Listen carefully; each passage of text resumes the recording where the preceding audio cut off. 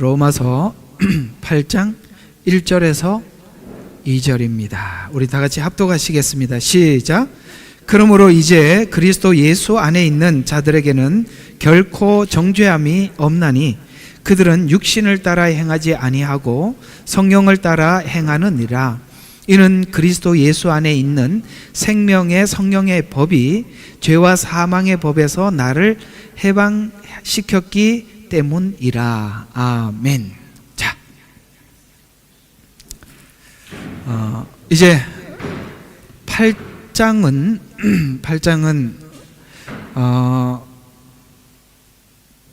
로마서가 정말 하고 싶었던 이야기가 8장에 있는데요, 8장을 7장까지 쭉 이해하지 않은 상태에서 8장을 딱 들어가는 순간부터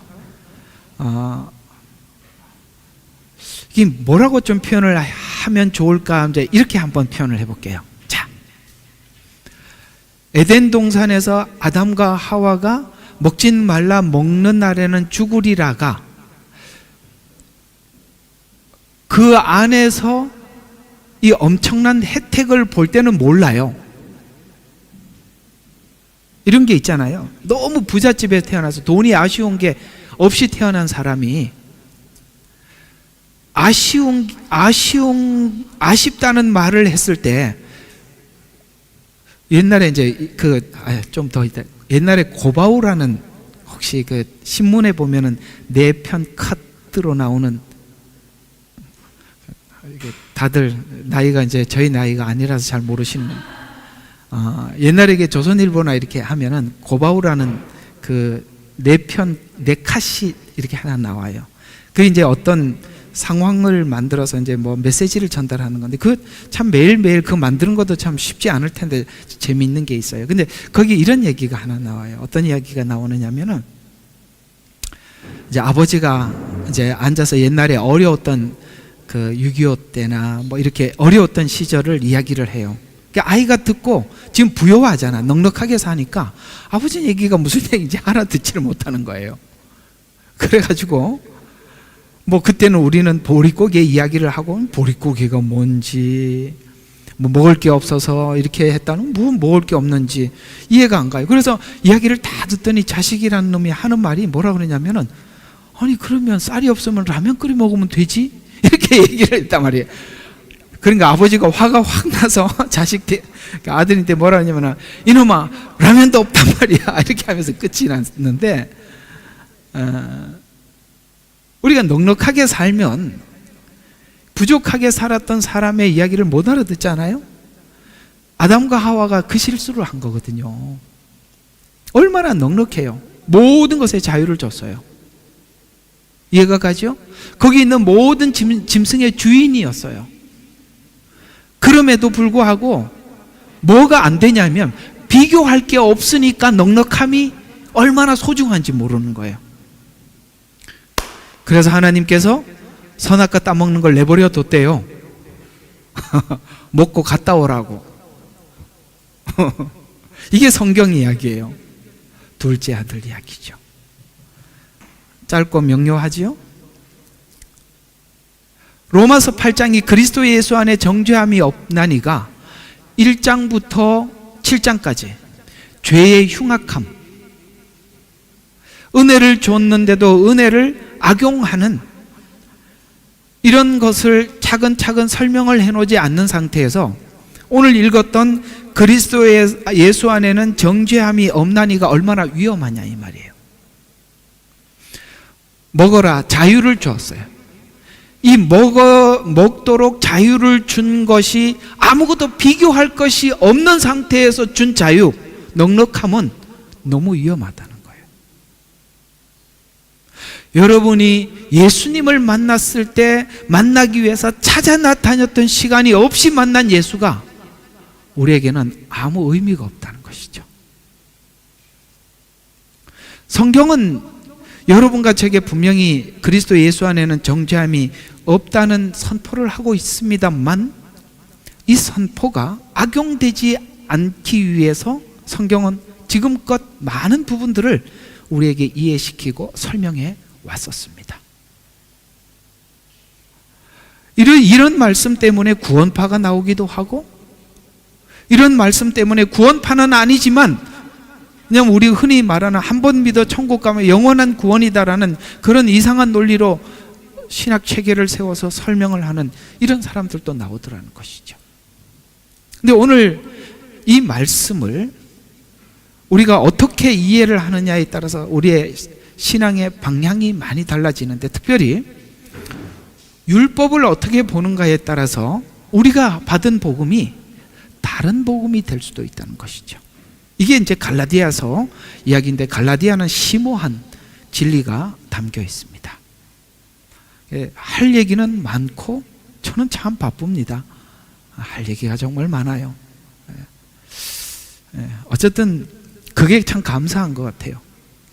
목사님들의 부담은 주일 설교 한 번 하는 게 그렇게 힘들답니다. 그 일주일 내내 다듬어도 주일날 그 30분 하는 게 그렇게 어렵다는데 저는 할 얘기가 많아서 시간이 부족해요. 근데 그게 하나님이 주신 은혜인 것 같아요. 우리가 나눌 게 많다는 게 얼마나 감사한 일이겠어요. 오늘 여기에 8장 1, 2절을 한번 심플하게 확고하게 좀 정리를 해보도록 하겠습니다. 자, 하나하나 볼게요. 좀 보면은 놀랄 겁니다. 45번까지 있어요. 참 빨리 가야 되는데 부담이 됩니다. 자, 빨리 한번 가봅시다. 그러니까 여러분들도 정신 바짝 차려요. 왜 이렇게 줄여도 안 되니까 이렇게 한 거니까 제발 저도 좀 저의 이 답답함도 이해. 안 그러면 한 편이 안 끝나요. 자, 한번 봅시다. 예수 안에 있다면 정죄함이 없다는 것이 로마서 성경이 말하는 가장 핵심적인 내용이에요. 이 자리를 향해서 지금까지 온 거거든요. 복음이 설명하는 것의 핵심이 정죄함이 없다는, 예수 안에 정죄함이 없다는 내용을 이해하고 설명할 수 있다면 그야말로 성경에서 가장 난 코스, 은혜와 율법을 복음 안에서 정확하게 이해하고 있다는 거예요. 은혜와 율법, 이걸 정리하는 게 굉장히 어려운 일이에요. 작업도 긴 시간이 필요해요. 왜냐하면 이 은혜와 율법을 이해하는 데는 우리가 보통 세상을 이해하는 어떤 논리적인 방식들이 다 깨져야 이게 들어오는 거거든요. 표정을 보니 오늘 또 만만치 않아 보입니다. 자, 그러나 제가 여기 이제 별표 하나 붙인 거는 중요도에 따라서 별표 하나, 그 다음에 2개, 3개씩 붙이니까 이게 점이 나올 때마다 눈여겨보셔야 돼요. 그러나 복음에 대한 다른 시각을 가진 사람들로 인해서 우리가 예수님을 믿더라도 이 내용이 이해되지 못한 상태에서 복음을 이해하고 있거나 다른 시각에서 이 본문을 이해하고 있어서 사실 이 내용을 어떻게 설명하느냐에 따라서 아주 여러 각도로 다른 형태로 복음에 대한 이해를 하더라는 것이죠. 그러니까 쉽게 말해서 여기가 우리가 라운드바예요. 여기서 빙글 돌면서 동쪽으로 가버릴 수도 있고 서쪽으로 갈 수도 있고 남쪽 북쪽으로 자기 마음대로 가는 거예요. 여기서 이 부분을 어떻게 보느냐에 따라서 전혀 다른 방향으로 가게 되더라라는 만큼이나 오늘 이 내용은 성경과 복음을 따라서 정확하게 온 사람과 그렇지 않은 사람들이 다른 방향으로 흩어지게 되는 자리더라는 것입니다. 왜 이게 문제가 되느냐면 우리가 자꾸 이렇게 하나님의 말씀을 우리 머릿속에 담으려고 하다 보면 그걸 보고 우리가 신학이라고 하는데, 신학은 어쩔 수 없어요. 이성을 바탕으로 할 수밖에 없어요. 공감하시죠? 신학은 이성을 바탕으로 해야만이 서로 설명을 주고받을 수 있어요. 근데 분명한 것은 우리가 가장 중요한 부분은 믿음으로 받아야 되는 부분이거든요.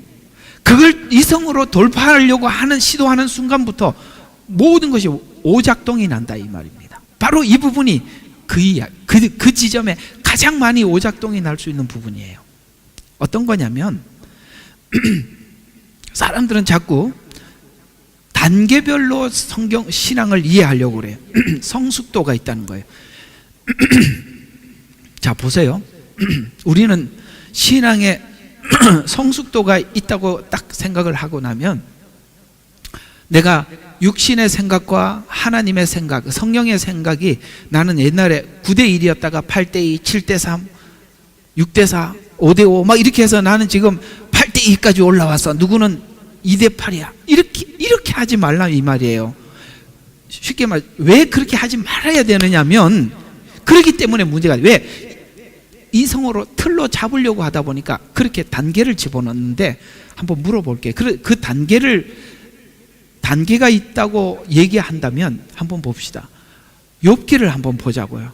욥기가 2장에서 4장, 그러니까 5장, 10장, 15장, 20장 이렇게 쭉쭉 한번 봅시다. 지금 욥이 지금 성화가 5장의 성화와 35장의 성화와 40장의 성화가 달라요? 비슷비슷해요. 거기 성화된 게 별로 없어요. 이해가 가요? 주님을 만나고 난 뒤에 그는 뭔가 태도가, 하나님을 믿는 태도가 완전히 달라졌을 뿐이에요. 근데 우리는 자꾸 이렇게 뭔가를, 그러니까, 야, 너는 이제 20% 찼네? 아이고, 이제는 30% 찼네? 아이고, 우리 5%가 또 빠졌냐? 이렇게 하지 말라고. 우리 모두 다 주님과의 관계라는 정점을 향해서 가는데, 그 만난 그 순간부터 욥은 많이 달라져요. 입을 막고 그저 부끄러울 뿐이고, 그저 하나님 앞에 뭡니까? 무슨 말씀이든지 아멘 할 뿐이고, 이렇게 바뀌었을 뿐이에요. 아셨어요? 그럴 뿐이에요. 그래서 뭔가 이렇게 자꾸 우리 인간은 그렇게 나누더라는 거예요. 그 이야기예요. 오늘 잘 보세요. 7장과 8장의 이해에서 7장의 신앙의 수준이 있고 8장의 신앙의 수준이 이게 다르다는 거야.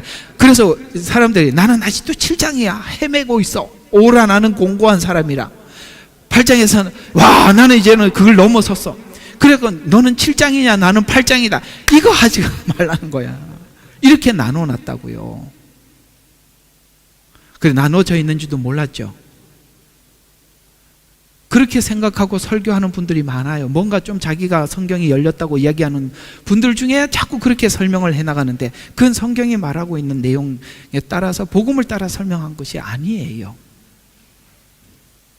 자, 그래서 7장과 8장에 의해서 7장의 신앙의 수준과 8장의 신앙 수준 차이로 보기 때문인데, 수준 차이로 보는 이유는 뭘로 나누냐면은, 나는 지금 생명의 법이 나를 주관하고 있다, 이렇게 얘기하는 사람과 사망의 법이 나를 주관하고 있다, 그 자기 욕심, 자기 육체에 따라서 산다, 이런 뜻을 이렇게 표현하는 거거든요. 이렇게 법에 대한 오해 때문인데요. 자, 7장 22절과 25절에 보면 이런 말씀이 있었죠. 내가 속사람을 따라 하나님의 법을 즐거워하나 내 지체들 속에 있는 죄의 법에게로 사로잡아 오는 것을 보는도다. 나는 비참한 사람이로다. 누가 이 사망의 몸에서 나를 구해낼 것인가? 예수 그리스도 우리 주를 통하여 하나님께 감사하노라. 그러므로 내 자신의 생각으로는 하나님의 법을 섬기지만 육신으로는 죄의 법을 섬기노라 라는 이 말씀과, 이게 7장이잖아요, 그죠? 그 다음에 8장 2절에 이는 그리스도 예수 안에 있는 생명의 성령의 법이, 자, 이 법이 두 법이 이야기하는 거예요. 생명의 법이 죄와 사망의 법에서 나를 해방시켰다. 그래서 나는 해방된 자다. 여기는 7장은 해방되기 전에 헤매는 자다. 이렇게 나눈다 이 말이에요. 여기는 곤고한 사람, 이쪽은 해방된 사람. 그래서 넌 아직도 해방이 못 됐냐? 나는 지금 해방됐다. 이렇게 되면 지금 7장까지 로마서가 설명한 게 다 헛것이라 이 말이에요. 하면 뭐해? 7장까지 설명한 게 아무 의미가 없어요. 그렇게 정리해버리면. 그래서 우리가 강해를 따라, 복음을 따라서 하나하나 정리를 해야지, 그냥 그럴 것이다라고 여기가 그런 것 같아. 근데 사람들이 보통 체험을 하다 보면, 이게 왜 그러냐면은, 왜 이렇게 정리를 하냐면, 본인이 체험을 해보니까 언제는 하나님 말씀을 따라가기도 하고 언제는 그게 안 됐었거든요. 체험 더하기, 이 말씀들이 그 체험을 체계화시켜서 그렇게 만들어버리는 거예요. 그래서 위험한 게 뭐냐? 오늘 잘 걸렸어요. 오늘 이야기를 평상시에 하고 싶은데 잘 걸렸어요. 그게 뭐가 잘 걸렸냐면은 꼭 사람들이 자기 체험한 걸 기반으로 성경을 짜집게 하더라고. 나 이렇게 하나님을 체험했기 때문에 하나님은 이런 하나님이라고 자기 탁 틀을 딱 만들어 놓고 모든 하나님의 말씀을 그 안에다 집어넣어 버려요.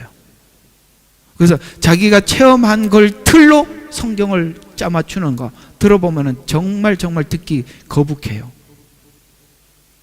맞아 안 맞아요? 생각도 안 해봤죠? 저는 그런 사람 경우들을 많이 보거든요. 그렇지 않아요. 내가 그러면 이것도 넘어가면 또 오해가 되니까 참 45분까지 있는데 참 부담되네. 그래. 오해가 되니까 한번 좀 더 얘기해 줄게. 그러면 그게 뭐냐? 본인의 체험이 하나님 밖에서 체험하는 체험이 아무 의미가 없느냐? 아니에요. 있어요. 그게 마치 제가 이렇게 설명을 할게요. 나는 우리가 어두운 공간에 살고 있었어요. 하나님이 없는 곳을 어두움이라고 성경은 표현하니까 우리는 이게 뭐가 선인지 뭐가 악인지 내가 죄인인지도 모르고 살았어요. 하나님이 어느 날 우리에게 은혜를 주셔서 빛을 그 바늘만큼 비춰주셨어요. 그래 보니까 어느 날 빛의 세계가 있네 하고 본 게 여러분들이 체험한 거야.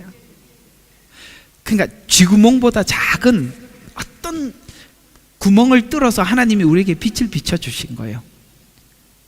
근데 그 구멍이 있잖아요. 우리가 봤던 요 쥐구멍만한 구멍이 하나님 세계 전부인 줄 알고 그 틀에다가 하나님을 집어넣는 거예요. 아니, 그걸 깨야죠. 그걸 깨야죠. 하나님은 그 체험은 그걸 문을 열고 나고 이쪽 세계가 있다고 비춰준 거예요. 그러면 이게 에베소서의 지혜와 계시의 정신을 주사 부르심이 무엇이고 유업이 무엇이고 네가 그 틀을 깨고 하나님의 광대한 세계로 나오라고 하는데 나오지는 않고 그 틀을 가지고 하나님을 집어넣기 시작하는 거예요. 그래서 자기 체험만이 전부라고 생각하는 거예요. 그러면 신앙이 뭘로 가냐? 체험 위주로 가는 겁니다. 정리되셨죠? 틀을 깨야죠. 그게 뭐예요? 텍스트, 성경이에요. 성경으로 들어가야죠. 자, 됐는 줄로 알고 계속 한번 보겠습니다. 그러니까 죄와 사망의 법을 여기서 보면 죄와 사망의 법을 잘못 연결하면 틀린 답을 만들어내는데요. 이렇게 다르게 볼 수 있는데 7장의 신앙 수준과 8장의 수준을 다르게 보기 때문인데요. 그러나 7장과 8장은 신앙 수준의 높이를 설명하는 것이 아니라 은혜로 받은 구원이 두 가지 오해나 의문을 만들어낼 수 있고 두 가지 의문이 6장에서는 은혜에 대한 오해, 이미 지나갔던 거죠. 은혜에 대해서 이렇게 오용하지 마라. 7장의 율법에 대한 오해, 그래서 6장과 7장에 대한 이해가 성경에 제시한 대로 정확해야 율법에 대한 오해들을 다 정리를 하고 은혜에 대한 오해들을 정리를 하고 그리스도 예수 안에서 정죄함이 없나니를 소화를 해야 이 8장이 말하는 정죄함이 없다는 것이 율법을 다 갖다 붙여갖고 오용하기도 못 만들고 은혜가 오용도 못하게 만드는, 이해가 가요? 네, 그렇게 하기 위해서 온 거란 말이에요. 그러니까 이 앞에 설명이 너무 중요한 거예요. 그러니까 그리스도 예수 안에서 정죄함이 없나니는 설명할 필요가 없이 7장과 6장과 7장을 설명을 하면 자연스럽게 알아지는 거예요. 근데 우리는 이 내용을 가지고 파고 들어가잖아. 8장에 있는 그리스도 예수 안에 정죄함이 없나니를 설명을 하려고 하잖아. 이거는 설명을 하는 것이 아니라 앞의 내용을 풀면 자연스럽게 답이 나오는 부분이라 이 말이에요. 거꾸로 들어간 게, 예를 들어서 출구를 입구로 삼고, 입구를 출구로 삼고, 아침에 밥 먹고 왔죠. 머리가 팽팽 돌아가죠. 그러니까 입구를 출구로 삼고 출구를 입구로 삼고 반대로 했단 말이에요. 그러니 해결이 안 되죠. 8장을 들어가서 6장 7장을 풀어서는 안 되는 거예요. 6장 7장을 풀면 8장이 저절로 나오는 것이다 이 말입니다. 우리가 은혜로 받은 구원으로 인해 신자가 현재 도달한 곳은, 우리가 예수 믿어서 현재 도달한 곳이 뭐냐면 성령의 법이 지배하는 자리라는 거예요. 성령님께서 우리에게 지배를 하고 있는데, 그럼 우리가 성령이 지배하면 죄를 안 짓냐? 여러분, 성령이 지배를 하면 죄를 안 지어요? 죄를 짓는데 성령님이 그때 보면 아유 지저분해라 더러워라 하면서 나가는 게 아니라 탄식하고 울고 있대요. 안 가. 탄식을 할 뿐이지. 이게 성령의 지배 아래에 있다는 증거예요. 우리가 성령님이 통치하고 있다고 해서 완벽하게 죄에서 떠났느냐? 그거는 아니에요. 그러나 성령의 탄식의 소리가 들리더라. 들어봤죠? 여러분 많이 듣고 오셨죠? 안 듣고 오셨나? 듣고 왔습니다. 그렇게 우리가 성령의 지배 아래에 있다. 그러면 성령이 지배하는 것이란 그리스도 안에 있다는 것이고, 이 자리가 십자가로 옮겨 놓은 자리고, 이해가 가요? 우리가 그리스도 안에 있다는 것이고 십자가로 옮겨 놓은 자리고, 이제는 하나님 사랑 안에 와 있는 곳이라고 설명하려고 동원된 내용이래요. 그래서 생명의 성령의 법이 나를 통치하고 있다는 것은 내가 예수 안에 있다는 것이고, 십자가로 우리의 십자가 안에 옮겨 놓은 것이고, 하나님의 사랑 안에 우리가 들어와 있다라는 말을, 성령의 법이 나를 통치한다라는 말 속에 담겨 있다. 그래서 7장과 8장을 신앙의 수준으로 보기 때문에 오해를, 그러니까 이렇게 수준으로 보기 시작하면 다 꼬여버리고 오해가 된다 이 말입니다. 이렇게 되면, 이렇게 오해하는 이유도 왜 그러냐? 아까 말했잖아요. 체험 때문에 그렇단 말이에요. 본인의 체험 때문에. 실제 성도들의 삶에서 거룩에 대한 진심과 소망은 있어요. 그렇죠? 여러분, 하나님 앞에 진실하게 거룩에 대한 소망은 있어요. 죄를 짓는 현실을 경험하고 있어요. 그렇죠? 소원은 있지만 죄를 짓는 경험도 있어요. 그러니까 있다 보니까 이 현재의 실패에서 어떻게 나를 건져낼 것인가의 고민으로 인한 말씀과 기도를 동원해 애쓰고 있는 것도 사실이에요. 그런 상황 속에서 성경이 말씀하는 것은, 지금 우리가 갈등하고 있다 할지라도 하나님이 약속하시고 말씀하신 생명의 성령의 법이 죄와 사망의 법에서 해방했다는 선언이, 잘 들어요, 우리에게는 어떤 위로가 되느냐면, 우리가 여기서 넉넉히 빠져나올 수 있는 은혜를 제공하더라는 거예요. 만약에 이것이 정죄의 법으로, 그것이 정죄로 끝나버렸으면 우리는 다시 일어나지 못할 겁니다. 그러나 로마서 8장이 어디로 가냐? 넉넉히 이기느니라라는 쪽으로 가려고 하는 겁니다. 정죄함이 없으니 너는 넉넉히 이길 수 있다. 그래서 우리는 7전 8기가 아니라 그보다 더한 것도 할 수 있어요. 연약한 무릎을 일으켜 세울 수도 있고, 죄 가운데 살았다 할지라도 하나님 앞에 용서를 구하면서 또다시 한번 나를 다잡을 수 있는 거고, 우리는 무한대로 하나님 앞에 나갈 수 있는 이유가, 정죄가 심판으로 끝나지 않기 때문에 그런 것입니다. 그래서 사랑하는 이로 말미암아 넉넉히 이기느니라, 이렇게 로마서는 끝이 납니다.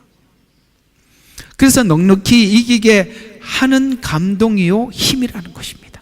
그래서 복음이 준 은혜의 영역은 어디까지냐? 사망까지도 이길 것이다. 아멘. 여기 나오잖아. 어디 나와요? 사망도 빨리 좀 찾아봐요.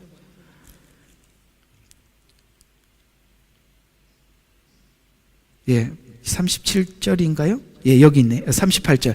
내가 확신하노니 사망이나, 그죠? 생명이나, 천사들이나, 정사들이나, 영계지요, 권세, 이거 뭡니까? 세상에 있는 정치, 그게 난 눌러도 우리는 넉넉히 이기나, 사랑하는 일은 넉넉히 이기느니라. 현재 일이나 다가올 일들이나 높음 깊음, 어떤 피조물이라도. 이해가 갑니까? 우리를 이렇게 예수님과 연결을 시켜놔서 우리는 넉넉히 이게. 왜요? 예수님 십자가에서 사망하셨어요. 그러나 부활은 모든 것을 이기는 거예요. 그걸 이야기하는 겁니다. 그래서 이김을 주셨기 때문인데, 그래서 8장의 마지막이 7장 22절에 사망의 몸에 묶여있는 내가 예수 그리스도로 말미암아, 아까 8장 38절에 사망이나 여기 적어놓고도 이렇게 찾았어요. 생명이나 천사나 정사나 이게 뭡니까? 사랑에서 떼어놓을 수 없느니라가 결론인, 그것은 하나님의 약속이고 삶의 실패에서 승리를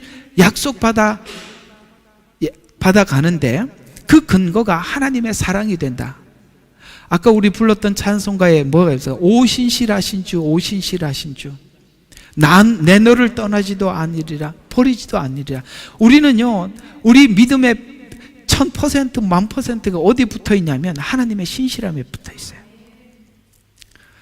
하나님이 신실하시다 는 것에 대해서는 성경에 어디를 봐도 하나님은 너무나도 완벽하게 신실하신 분이에요.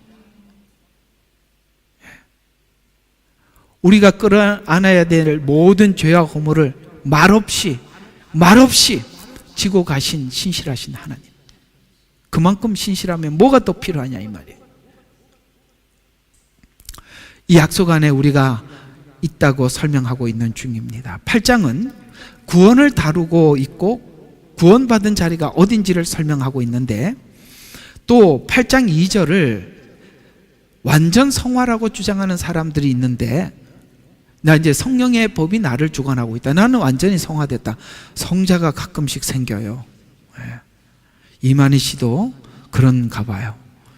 근데 한번 묻고 싶습니다. 그러면 여기서 완전 성화인데, 그러면 여기서 끝이 나야 되는데 이상하게 8장 12절과 13절이 걸려요.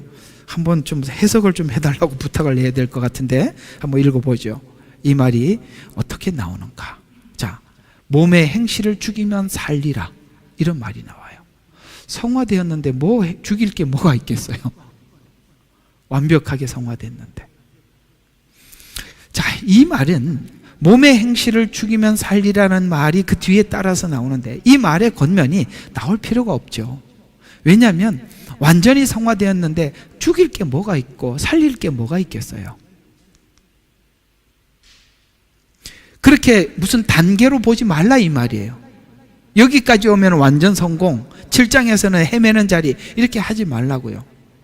의외로 설교를 이렇게, 이 복음을 이렇게 이해하고 있기 때문에 설교에 이게 다 담겨 있어요. 여러분들이 그리고 담겨 있다고 생각을 하고 설교들을 들어보세요. 자꾸 뭔가가 이렇게 단계를 자꾸 나누고 있다는 것을 알게 됩니다. 왜? 은연중에 이게 딱 박혀 있거든요. 죄와 욕심의 법은 우리 속에 있는 욕심이 아니라, 자, 죄와 사망의 법이 뭐냐? 율법을 지칭하고 있습니다.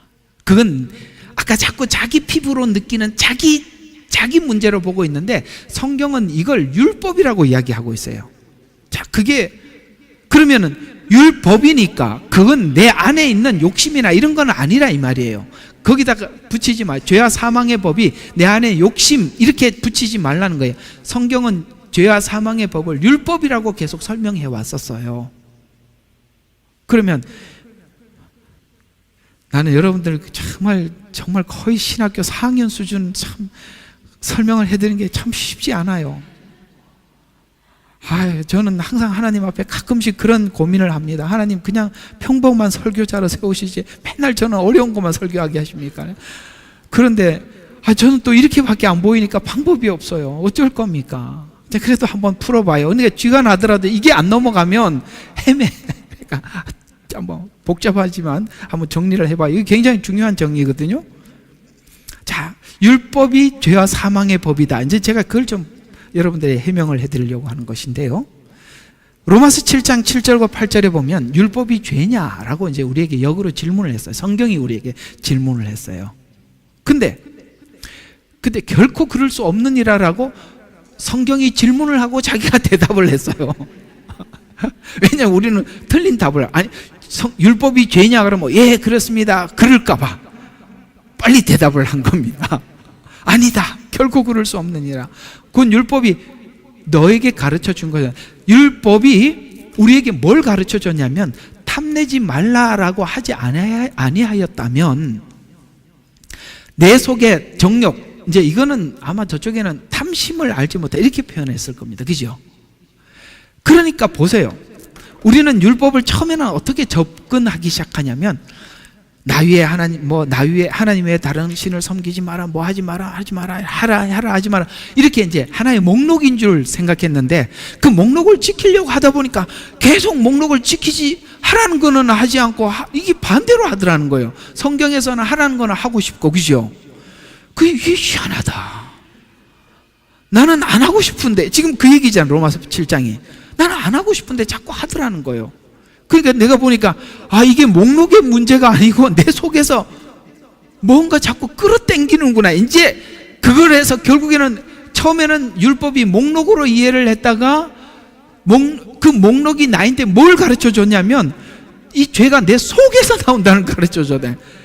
그래서 탐심이 이거 하지 말라고 했는데 알고 보니까 내 안에 탐심이 그걸 자꾸 해내고 있다는 걸 배우더라고요. 그러니까 딱 결론이 율법은 법으로는 나를 바꾸는 게 아니라 뭔가 이 탐심을 해결하지 않고는 안 되는데 우리가 평생 죽을 때까지 탐심은 해결이 안 되니까 이거 해결해 주는 거는 우리가 할 수 있는 부분이 아니구나라고 할 때 메시아, 곧 예수님이 여러분 눈앞에 보이기 시작하는 거예요.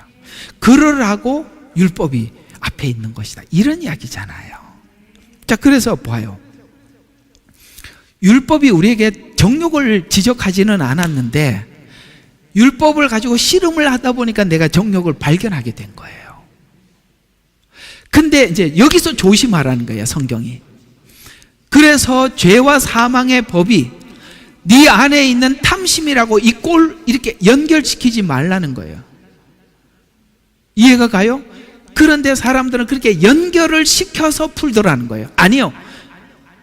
율법은, 죄와 사망의 법은 율법이 그대로 계속 율법, 사망의 법은 이 꼴 여기서 계속 똑같이 내려오는 것이지 그것이 우리 안에 들어와서 욕심이 죄와 사망의 법이라고 뒤바뀐 적이 없다, 이 말이에요. 율법은 그걸 가르쳐 줬을 뿐이지 탐심이 있다는 걸. 근데 우리 체험으로 보면 일상생활 속에 그게 씨름으로 나타나니까 그걸 거기다가 이게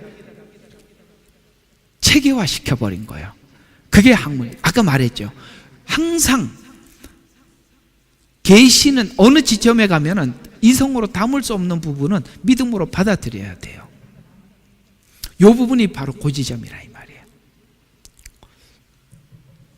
제 머리로는 더 이상 설명이 안 되겠습니다. 자, 그래서 기회를 잡아서 내 안에서 온갖 세욕을 일으켰느니라. 이는 율법이 없으면 죄는 죽은 것임이라. 자, 율법 때문에 죄가 살아났다, 이 말이에요. 죄가 살아나야 죄인인 줄 아니까 살아났느니라.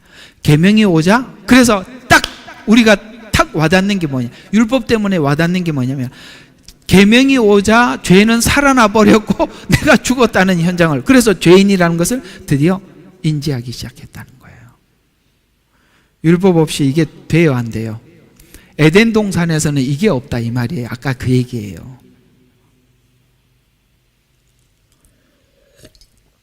그래서 그 추방돼서 나와서 우리가 인류가 이렇게 살면서 죽고 800년을 살아도 죽고 900년을 살아도 죽고, 그걸 보고 이 죽음이 이런 거구나 라는 것을 우리 인생이 배우게 되었더라. 그래서 계명이 오자 죄는 살아났고 나는 죽었다. 이렇게 해야 계명이 제대로 역할을 하는 거다. 그래서 계명이 오자 죄는 살아났고 나는 죽었다는 말의 뜻은, 죄와 사망의 법은 율법인데 사실은 율법이 오기 전에도 나는 본래 죄인이었는데 몰랐었어요. 그래서 나는 율법이 오기 전에도 본래 죄인이었고 그 결과 사망 아래에 있었지만 몰랐었죠. 그런데 계명이 와서 내가 죽은 상태임을 알려주었어요. 그래서 나는 죽었다라고 고백하게 되었다는 말인데, 그런 의미에서 죄와 사망의 법이라는 이 말의 의미는 율법이 와서 내 속에 죄가 있다는 것을 가르쳐줘서 죄의 결과가 사망임을 알려주었으며, 만약에 이 상태로 그냥 두었더라면 우리 인생이 사망으로 심판으로 끝이 났을 텐데, 그런 의미에서 죄와 사망의 법은 율법이다. 그러니까 이 죄와 사망의 법은 율법이라는 것에 대해서는 변함이 없어요. 그걸 내 안에다 집어넣고 그렇게 풀지 말라는 거 여러분 꼭 기억하세요. 이게 교묘하게 여러분이 성경을 보는 머릿속에 남아 있어서 항상 이상하게 성경을 꼬아서 가게 만드는 거예요.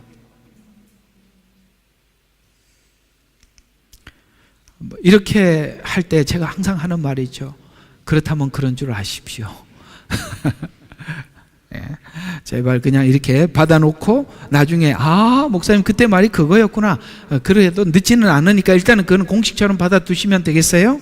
자, 그렇다면 율법이 죄냐라는 질문에 따라서 나오는 것은 놀라운 질문인데, 죄가 무엇인지 지적하기 위해서 온 율법인데, 율법은 지적은 할 뿐 죄를 면하거나 안 짓게 할 기능은 없다라는 것을 알고 이 문제를 심각하게 받아들여 하나님께 구하게 되더라. 그러므로 해결할 책임이 내 자신에게 있다고 율법이 알려준 것이 율법의 목적이야. 그래서 율법이 오자 나는 죽었고 죄는 살아나고, 오라 나는 이 문제는 내 스스로는 해결하지 못하고 오라 나는 곤고한 사람이라고 외쳐있는 이 상태에서 예수님이 모든 해결자로 찾아오는 겁니다.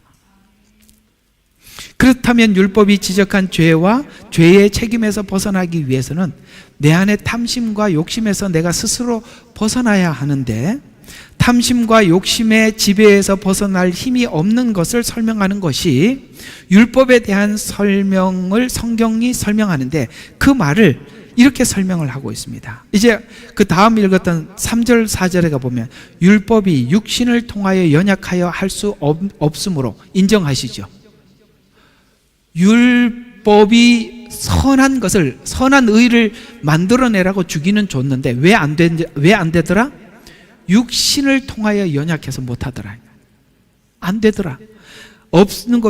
없으므로 하나님께서 그걸 우리가 인지하게 만들어서 하나님께서 자신의 아들을 죄 있는 육신으로 보내. 내가 못하니까 예수님에게 육신으로 보내서 그 육신의 죄를 우리 대신 선고해서 율법의 의가, 잘해요.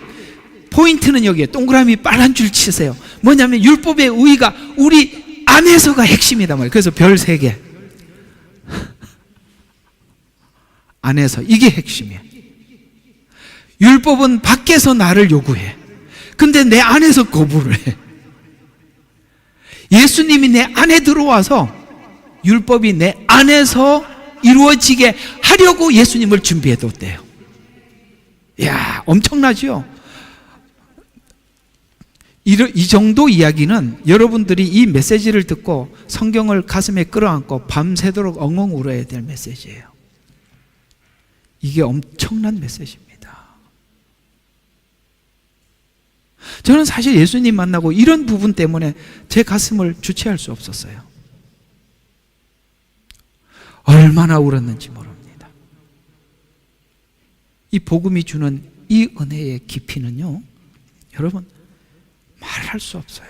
우리 안에서 이루어지게 하려 하심이라. 우리는 육신을 따라 행하지 않고 드디어 성령을 따라 행할 때 내가 육체의 소욕을 이길 수 있다는 것을, 그래서 내가 실패해서 정죄를 하더라도 그 정죄가 무너지는 것이 아니라 하나님의 사랑의 소리로 들리는 거예요. 이렇게 하기 위해서 십자가를 지셨다라고 성경은 말씀하고, 하나님은 십자가를 우리에게 헛되게 보이는 게 아니라 이렇게 해서 십자가를 내 보이고 싶은 거예요. 그래서 함부로 십자가를 꺼내 보이지 않는 거예요. 십자가는 때가 돼야 보여요. 처음에 우리가 적당히 이해하고 있는 십자가 다 그거 가상의 십자가예요. 실체의 십자가가 되었다는 것은 여러분의 삶 속에 은혜를 구하는 삶이 되어야 그게 정상이에요. 율법이 할 수 없는 그것을 한 것이 십자가의 은혜인데 그것을 하나님이 하셨다가 되는 것입니다. 우리가 죄의 권세에 벗어날 힘이 없으며 율법을 가르쳐줘도 이길 힘이 없다는 것입니다.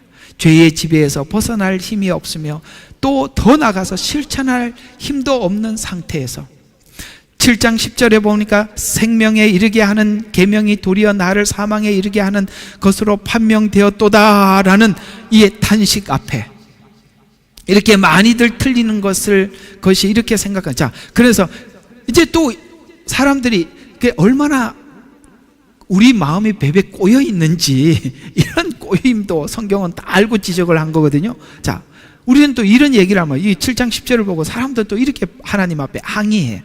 우리가 예를 들어서 에덴 동산에 왜 그놈의 선악과를 두어서 이렇게 하듯이 율법은 또 왜 줘서 이렇게 한단 말이에요. 이 인간이 참 정말 그래요. 그죠? 지 잘못은 하나도 없어.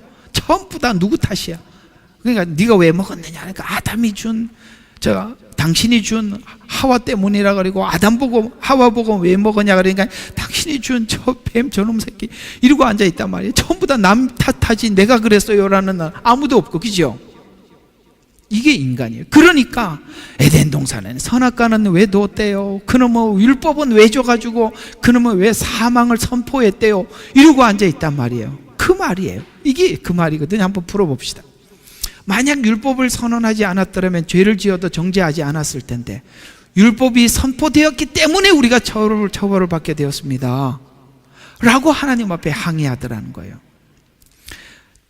율법을 죄와 사망의 법이라고 그래서 정의하고 있는데, 율법이 사망의 법이라고 선포한 성경 구절을 이렇게 대입시키는데, 고린도전서 15장 55절에 보면 사망아 너의 쏘는 것이 어디 있느냐? 네가 왜 무엇 때문에 우리가 사망이라는 결과를 우리가 얻게 되었느냐?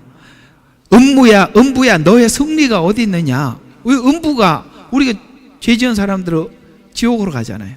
그 음부로 내려가지 않습니까? 그래서 음부야 너의 승리가 어디 있느냐? 왜 그렇게 됐느냐? 사망을 쏘는 것은 죄요. 우리 이해가 가죠? 로마서 배웠잖아요. 왜 죄 때문에 사망이 왔으니까 사망을 쏘는 것은 죄요. 그 뒤에 딱 율법이 등장합니다. 죄의 능력은 율법이라. 이게 무슨 말이죠? 죄의 값이 사망이라는 근거가 율법이기 때문에 사망의 능력이 된다고 주장하고 있어요. 율법이 없었더라면 사망이 힘을 쓰지 못할 텐데 율법 때문에 사망이 힘을 쓴다. 이게 또 어려운 이야기인데 어렵지 않은 이야기. 창세기 다 에덴 동산에 가면 다 풀리는 겁니다. 에덴 동산에 또 올라가 봅시다. 에덴 동산에 최초의 율법이 한 가지 딱 선포되죠. 먹지 마라. 먹는 날에는 죽으리라. 이게 율법이죠. 이걸 누가 했죠? 이 말을 마귀가 한 게 아니죠. 하나님이 하셨어요. 율법을 누가 줬죠? 하나님이 줬어요. 왜 우리에게 사망이 옵니까? 하나님이 그렇게 선포를 했기 때문에 변경할 수 없습니다. 이해가 가요? 먹지 마라, 먹는 날에는 죽으리라 라고 해서 이 선악과를 먹는 즉시 뭡니까? 죽으리라가 왜 죽을 수밖에 없냐? 하나님의 법은 변함이 없어요. 율법도 이렇게 하면 심판을 받으리라 뭐 하리라라고 하신 것을 하나님이 했기 때문에, 이해가 가요? 이 하나님이 한 이 말을 사단은 꽈서 우리로 하여금 죄를 짓게 하거나, 사단이 뭘 만들어낼 수는 없어요. 아무것도 못 만들어요. 오직 하나님이 한 말을 꽈서 변개시키거나 다르게 이해를 하게 하는 거예요. 그래서 우리가 구원 밖으로 나가는 거예요. 그 작업밖에 못해요. 사단은 하나님의 말씀에 점도 1획도 손을 댈 수 없어요. 율법이 그겁니다. 율법을 하나님이 선언한 선언에 의해서, 에덴 동산의 사건이 그걸 잘 설명을 하고 있는데, 에덴 동산에서 선악과를 먹은 사건은 사건의 크기와 상관없이, 아시겠어요? 뭐 크고 작이 상관없이 죄의 힘의 근거는 하나님의 말씀하신 법 때문이라는 거예요. 율법과 그리스도의 법을 비교해 보면, 율법과 그리스도께서 우리에게 주신 법을 비교해 보면, 고린도후서 3장 6절과 11절에 보면 그분은 우리로 새 언약의 일꾼. 그 바울은 지금 일꾼은 일꾼인데 모세는 옛 언약의 일꾼이고 바울은 새 언약의 일꾼이다 이렇게 표현하는데, 새 언약의 일꾼이 되게 하셨는데 이는 법문으로 한 것이 아니고, 법문으로 한 건 율법과 은혜 두 개 왔다 갔다 해야 돼요. 그러니까 법문으로 한 것이 아니고 영으로 한 것이니, 법문은 죽이고 영은, 여기서 말하는 영이라는 그리스도의 법을 이야기하는 겁니다. 그리스도의 법은 생명을 주기 때문이라. 그러면 생명을 주기 때문이라는, 생명을 설명하기 가장 좋은 설명 방법은 죽음을 설명을 하면 돼. 그러니까 영은 생명을 주기 때문이라 라는 것을 설명하기 위해서 율법의 죽음을 설명을 했다는 거예요. 그러나 돌판에 기록하, 자, 그런데 이 둘이 누가 더 크고 더 작냐? 그렇지 않다 이 말이에요. 모세가 더 크고 더 작고, 뭐 누구죠? 모세는 작고 바울은 크고. 누가 또 그런 이야기를 합니다. 천국에 가면 전부 다 구약의 선지자도 우리한테 종이래. 그리고 우리는 천사도 우리 종이고 구약에 있는 선지자도 우리 종이고. 이야, 이게 또 어디서 나온 이야기인지 모르겠어요. 그러면 천국은 만족이 없는 곳입니다. 또 종이 되는데요. 천국은, 우리 이번에 사모님 참 가서 너무 재미있는 이야기다. 우리 다 천국에 갈 수도 있지만 딱 가서 겨우 구원받은 사람들한테 가서 거기 사람들이 모이는 곳에 가면은 딱 강도가 있어요. 아이고 강도님 이래. 나는 그걸 잊을 수가 없어요. 강도님을 만나. 강도는 어떻게 하면서 이렇게 구원을 받아요. 아무것도 안 하고 이렇게 십자가에서 너 오늘 나와 낙원에 있으리라 이렇게 가잖아요. 그걸 보고 성경은 벌거벗은 구원이다 이렇게 표현하거든요. 상급이 하나도 없이 가는 거예요. 근데 잘 들어요. 그러면 사도들은 순교하고 갔어요. 그러면 이 사람은 벌거벗은 채로 들어가고 여기는 이제 순교해서 갔어요. 주님을 만났어요. 그럼 우리는 또 이렇게 생각하죠. 거기도 엄청난 차별이 있네. 저쪽은 흙수저고 이쪽은 금수저네. 이렇게 더 생각할 거 아니에요. 그죠? 이제는 영원히 사도들은 금수저가 되고, 그 다음에 한편 강도는 영원히 흙수저로 더 이상 반전은 없습니다. 거기에. 그죠? 그게 무슨 뜻이냐면, 어린아이 같은 구원이라는 표현은 어린아이들은 어린아이 수준에서 만족함이 있어요. 근데 우리가 애들 장난감 가지고 만족하겠습니까? 어른이. 각자가 받은 구원 안에서 만족하는 거예요. 애들은 레고 갖다 주고 장난감 갖다 주면 행복해. 근데 우리는 장난감을 가지고 놀지를 못하겠어. 차를, 장난감은 가지고 노는 차지만 우리는 타고 다녀야 되겠어. 그러나 아이는 그 나이 수준에서 만족하는 거예요. 그래서 천국은 만족하는 곳입니다. 이상하네. 상급이 다른데 만족이 있을까? 그게 다 우리 상식이라는 거예요.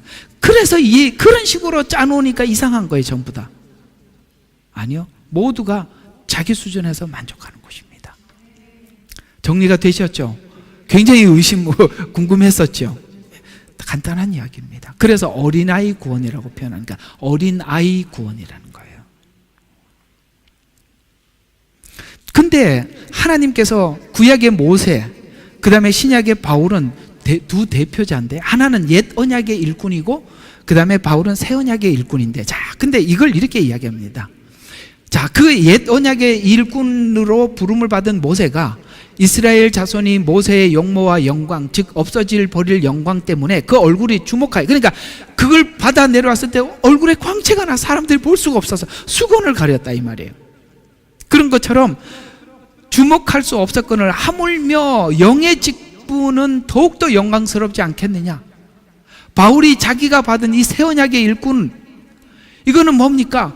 구약에 있는 모세의 이 언약과 더불어 새 언약을 설명하는 여기에 완성된 이야기를, 그러니까 이해가, 이걸 하나님이 완성하실 거야, 기다려 하는, 이렇게 전달하는 전달자하고 엄청나게 기다리고 있는 사람들한테 가서 네가 기다린 게 왔다라고 전달하는 사람이 누가 더 기쁘겠어요?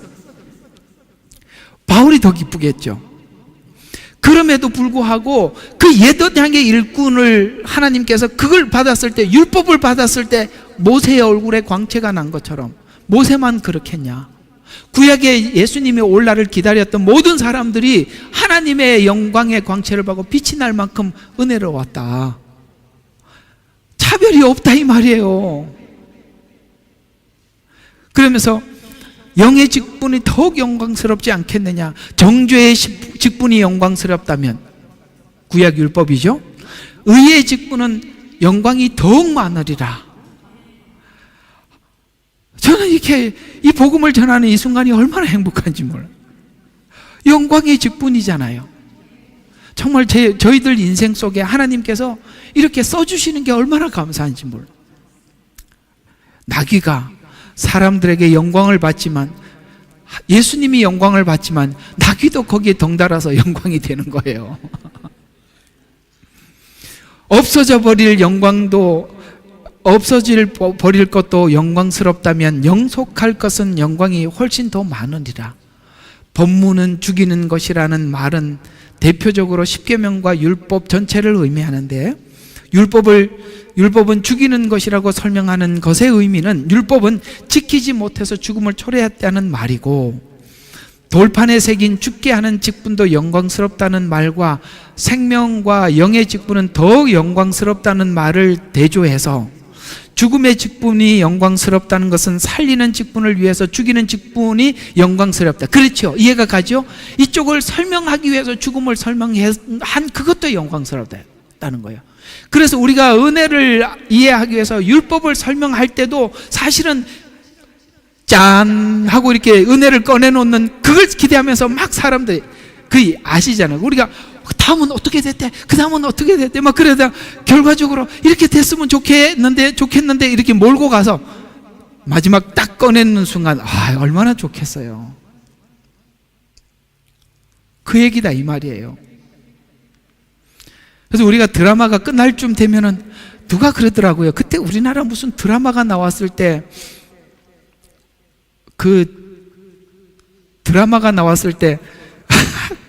외국에, 내가 어디서 들은 이야기인데, 외국에 가서 우리나라 드라마를 막 노심초사하고 막 보고 있는 사람이 외국에 관광객인가 누가 가서 그러더래요.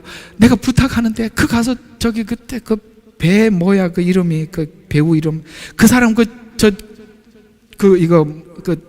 작가한테 가서 말을 해서 그 사람 죽지 않게 제발 가서 좀 얘기 좀 해달라고.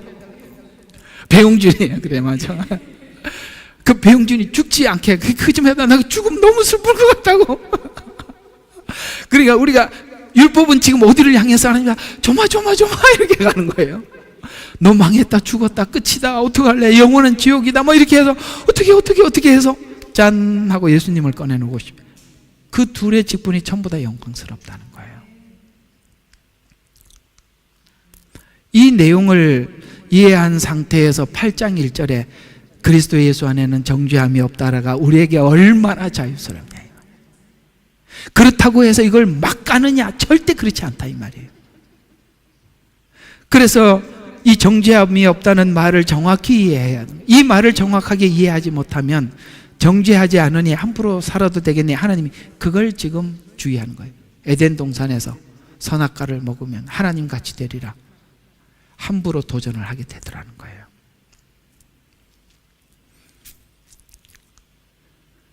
그리스도 안에서 살아갈 때 훈련을 위해서 동원된 하나님의 징계를 정죄감으로 생각하지 말라라고 이야기하는 거예요. 내가 하나님, 그래요. 우리가 아무것도 안 하고 사람이 바뀔 수는 없어요.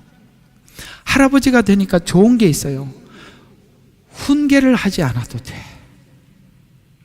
사랑할 자유만 있어요. 여러분, 그게 얼마나 좋은지 여러분들 할아버지가 되면 다 압니다. 부모님 되신 분들 불쌍합니다. 저도 우리 시온이, 그러니까 성진이, 혜민이 키우느라고 고생했습니다. 걔들인데 이렇게 하고 싶지 않았어요. 왜? 교육을 지켜야 되니까. 할아버지가 되니까 좀 문제가 있으면 전화해서 상우가 애들 이거 좀 고쳐라, 혜민아 이 좀 신경 써라. 그러니까 얼마나 좋은지 막. 옛날엔 내가 했어야 됐거든요. 저기 부모들이 하잖아. 나는 그냥 사랑할 자유만 있어. 얼마나 좋은지 몰라. 그런데 사람이 정죄를 받지 않고 결코 좋아지지 않습니다. 그러나 그 소리가 하나님의 사랑을 확인한 우리들이 그게 정죄로 끝나지 않고 사랑의 뒤에 뭐라고 붙여야 되나? 사랑의 뭐라고 하여튼 그런 걸 이렇게 말 잘하는 분들도 있긴 한데 오늘은 생각이 번뜩 안 날 겁니다. 이해가 가죠? 사랑의 소리로 들린다는 것이죠. 그리스도 예수 안에서 정죄함이 없다는 것을 설명하고 있는 중입니다. 그리고 오늘 읽었던 8장 2절이 생명의 법이 죄와 사망의 법에서 해방했기 때문인데, 율법을 주는 것이 아니라 로마서가 말하는 구원을 다시 생각해 보면 본래 복음은 로마서가 이렇게 차근차근 설명해 왔어요. 율법의 행위로는 의롭게 될 수가 없다라고 못을 박은 적이 있고요. 이제 율법 외에 한 의가 나타났는데 이 법은 차별이 없다. 유대인과 이방인은 항상 차별을 했거든요. 그 다음에 여자, 남자, 종 이렇게 차별을 했죠. 에베소서 그 차별이 없어졌다고 말하고 있단 말이죠. 그래서 이제는 율법 외에 한 의가 차별이 없다. 그 다음에 세 번째, 모든 사람이 죄를 범했다. 율법이 그런 것을 다 가르쳐 줬다는 거예요. 그 다음에 구속으로 의롭다함을 얻었다. 그래서 율법 때문에 율법 구속으로 값없이 의롭다함을 얻었다가 우리에게 커진 거다 이 말이에요. 은혜의 법이 우리를 죄에서 불러내서 구속하신 것이라고 설명하기 위해서 율법을 먼저 주셨던 것뿐이다. 따라서 구원에 관한 분명히 알아야 할 것은 더 이상 성도는 율법적 차원에서 하나님 앞에 취급받지 않는다는 거예요. 정죄는 하더라도 그것이 율법에 정죄하듯 정죄하는 것은 아니다는 거예요. 구원도 성화에서도 모두 율법 아래 있지 않다고 설명하고 있는데 6장 14절에 보니까 죄가 너희를 주관하지 못하리니, 아시겠어요? 정죄가 죄가 주관하는 게 아니라는 거예요. 은혜 아래에 있습니다. 성도가 된 이후에도 법이 적용되지 않고 은혜가 적용된다는 뜻입니다. 성도는 죄와 사망의 법으로 대접을 받는 자가 아니라 사랑으로 대접받는 자입니다. 하나님이 우리를 적용하는 법이 은혜의 법이지 정죄의 법이 아닙니다. 그래서 구약은 하나님이 항상 등장할 때마다 이스라엘의 왕으로 등장하는 거예요. 왕과 백성은 법이 통치하는 관계예요. 그래서 율법이 통치하는 거예요. 신약에 와서는 하나님이 이제는 아들이라고 해요. 자녀라고 하는 겁니다. 거기에 정죄는 있지만 사랑의 법이 통하는 곳이에요. 가정에 무슨 법이 어디 있어요? 가정에는 잔소리도 사랑의 법이지. 자녀라 이 말입니다. 가정은 잘잘못을 법을 동원해서 적용하지 않아요. 사랑으로 적용을 받습니다. 그것이 정죄라 할지라도. 이 말은 생명의 성령의, 이 말을 생명과 성령의 법이라는 거예요. 왜요? 이 법은 살리기 때문에 생명의 법이라는 거예요. 저쪽은 죽이는 법이기 때문에 죄와 사망의 법이라고 하는 거예요. 결론입니다. 우리는 분명히 벗어났습니다. 로마서 7장 2절이 그걸 우리에게 한 번 더 설명해 주는데요. 남편이 있는 여인이 그 남편이 살아있는 한 법에 매여 있으나, 맞죠? 남편이 살아있는 남편이 죽으면 그녀는 남편의 법에서 벗어나는, 우린 벗어났어요. 아니 죽었는데 무슨 죽은 남편이 주관하겠어요? 이 벗어났다라는 이 말은 법이 우리를 지배하지 않는다는 뜻인데요, 새로운 은혜가 다스리며 은혜가 나를 통치한다는 것이 성경이 말하는 구원입니다. 복음에 관한 틀린 생각을 하게 되는 원인도 아직도 정죄감을 가지고 있기 때문에, 그걸 사랑의 소리로 듣지 못하기 때문에, 우리 성도들 사이에서도 보면은 뭔가 이렇게 좀 지적을 해주면 그걸 좀 사랑의 소리로 듣지 못하고 정죄로 듣는 것. 그러니까 항상 그게 뭐냐면 아직도 그게 잔재에 있어서 그러는 거예요. 그렇다면 아직도 하나님과 우리를 법적 관계로 보기 때문입니다. 아버지와 자녀의 관계로 옮겨졌다는 것을 아직도 모르기 때문입니다. 하나님은 아들을 주기까지 내 편을 두시는 하나님이라는 걸 알 때 그 잔소리 한마디 한마디가 얼마나 사랑이 녹아있는 말, 하나님의 사랑의 소리인가 이 말이에요. 모든 성도는 죄책감에 내버려 두어서는 안 된다는 것이 성경의 이야기입니다. 로마서 5장 20절에 보니까 율법이 들어온 것은 범죄가 많아지게 하는 것이라 그러나 죄가 많아진 곳에 은혜가 더욱 넘쳤나니 죄가 군림하여 사망에 이른 것 같이 은혜도 의를 통하여 군림하여 예수 그리스도 우리 주로 인해 영원한 생명에 이르게 하려는 것이라 그것 때문에 율법이 동원됐다. 율법 아래 있지 않고 은혜 아래 있다는 것을 가르치려고 율법을 동원한 것입니다. 사랑으로 따지기 시작하면 죄를 지으면 안타까운 자가 되는 것이지 정죄로 다스리지는 않습니다. 이것이 구원입니다. 따라서 죄 앞에 있는 성도는 어떻게 생각해야 하는가? 이제는 우리가 죄를 지을 수 있으니까 죄 앞에 있을 때 어떻게 생각해야 되는가? 뭘 생각해야 되느냐? 하나님의 안타까움이 징계로 나타난 것을 이해하면 됩니다. 아시겠어요? 하나님의 안타까움이 여러분의 삶의 징계로 나타나는 거예요. 왜? 아시잖아. 하나님이 이런 행동을 취하지 않고는 우리는 결코 안 바뀐다는 거 아시죠? 우리는 너무 잘 압니다. 내가 나를 잘 알아요. 그 옛날에 부모님이 오죽하면 매를 댔겠나. 그때는 매를 댔다고 화가 나는데 사실 냉정하게 생각해 보면 그것도 덜 맞았지요. 그죠? 그리고 매를 때려서 바뀐 자식 없어요. 그 매가 언제 효력이 나타나는지 아십니까? 부모님의 사랑을 내 가슴속 깊이 받아들일 때 지난날에 그 매를 댔던 모든 것이 다 이해가 된가. 율법은 주님과 사랑의 관계 속에 들어가면 다 자동으로 풀어지는 거예요. 그게 얼마나 사랑의 메시지인지. 이 두 가지 관계가 이제 정리가 되셨죠?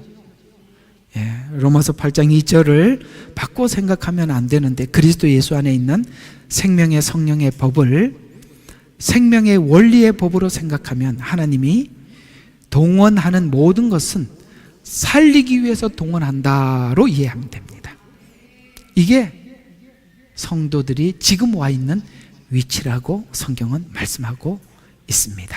오늘 이 말씀 율법과 은혜의 관계를 이해하는데 중요한 부분이니 잘 소화하시고 한 번 들어서 아마 어려울 것입니다.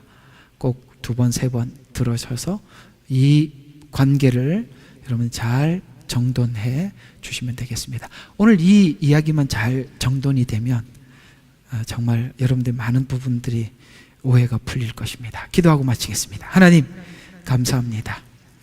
주님께서 저희들 가운데 오셔서 귀한 은혜를 베풀어 주시고 죄와 사망의 법과 율법과의 두 관계를 우리에게 잘 소화하도록 이해하도록 은혜를 베풀어 주셔서 감사합니다.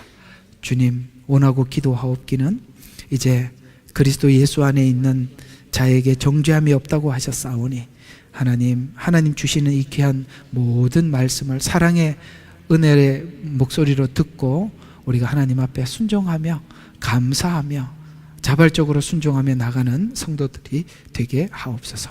예수님 이름으로 감사하며 기도드렸습니다. 아멘. 예레미야의 눈물은 시대에 맞는 말씀 선포와 변질되지 않은 순수 복음을 외치고 있습니다. 함께 연결되어 하나님께 예배드리며 이 마지막 때에 하나님께 쓰임받길 원하시는 분은 카카오 채널로 연락 주시면 연락드리도록 하겠습니다. 고정 댓글에 채널 경고와 착제에 대비한 예비 채널과 제2채널 링크를 올렸습니다. 이 채널 또한 구독 부탁드리겠습니다. 감사합니다. 우리는 역사상 가장 중요한 시점을 지나고 있습니다. 하나님께서는 하나님의 일을 하시기 전에 사람을 준비시키셨음을 우리가 알고 있습니다.